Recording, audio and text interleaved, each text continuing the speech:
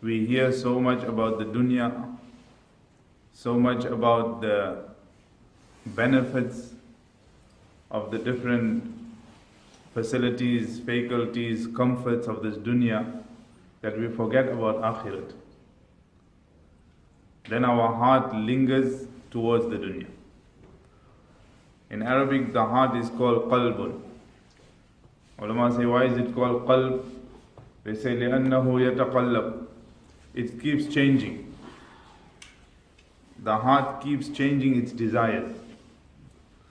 We see a nice car, we want the car. We see a nice house, then we want the house also. We see someone who is very popular, someone who is very learned, we want to be like him. The next day we see someone who is very rich and wealthy, we want to be like him. So the heart keeps changing. That is why ulama say, and Sahaba radiallahu anhum, they used to constantly remind themselves about akhirat.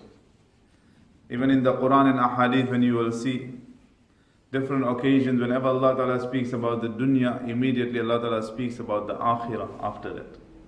The reason why is to remind us that akhirat is better than the dunya. No one is saying don't take benefit from the dunya. No one is saying that go into the mountains and live alone and never eat or drink.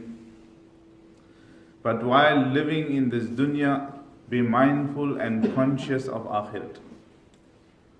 And how will that be if we do not make mention of what comfort Allah subhanahu wa ta'ala has kept for us? وَلَكُمْ فِيهَا مَا تَشْتَهِي أَنفُسُكُمْ وَلَكُمْ فِيهَا مَا تَدَّعُونَ. That in there, Allah subhanahu wa ta'ala has kept the comfort of everything that you may desire. Our desires are limitless. So why has Allah ta'ala created such desires within us which we cannot fulfill? There is a place that you can fulfill those desires, and that is Jannah. That is akhirat.